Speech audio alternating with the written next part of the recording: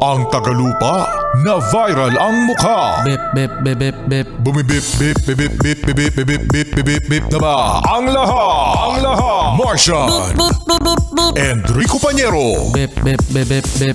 Bip bip bip bip bip bip bip. Bip bip bip bip bip.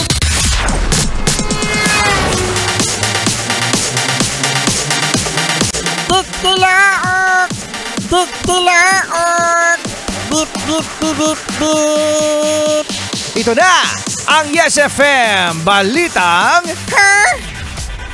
Viral ngayon mga Yes Pre ng isang video na kung saan merong dalawang residente ang nagtatalo. Bakit naman sila nagtatalo, Rico Pañero? Kasi yung isang lalaki, Martian, ang ginagawa sa poste ng Meralco ay nagja-jumper. Ha? Nagja-jumper si Kuya? Nagja-jumper si Kuya at habang ang isang lalaki naman, mga Yes Friend, Martian, ay sinasabing huwag mong gagawin yan kasi nga naman baka magkasunog. Ha? So ngayon, Martian, mga Yes Friend, nakarating ito sa Meralco at kinontak ang uploader ng video. At ang sinabi ng uploader ng video ay scripted po. Scripted po yan. Content. Sorry po, content creator po kami. Content creator. Content create stage nga pala. Scripted. Yeah. Pero actually mga Yes Friend, kung napanood niyo yung video ng dalawang lalaki na nagtatalo kasi nga yung isa nagja-jumper, yung isa naman ay sinasabing huwag ka mag-jumper kasi delikado yan. Totoo naman mga Yes Friend na ang pagda-jumper nakakakos ng sunog at yung mismong nagja-jumper pwedeng makuryente. Ha?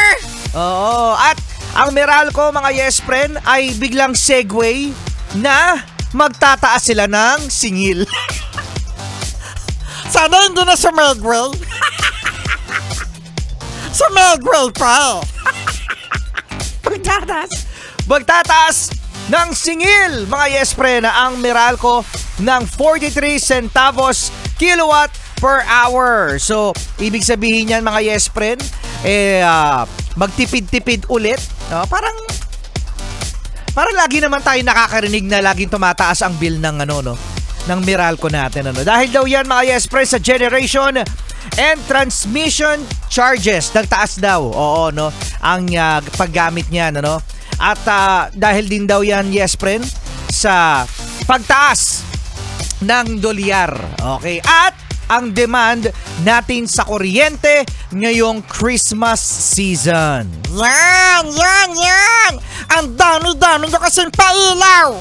Kaya yung bahay nyo mukhang beer house. Christmas decor ba yan? Bakit parang beer house, ha?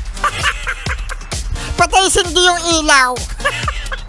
Naging beer house. Mukha bang beer house yung bahay? Di ba mukhang Christmas? At iyan ang ating Yes FM Balitang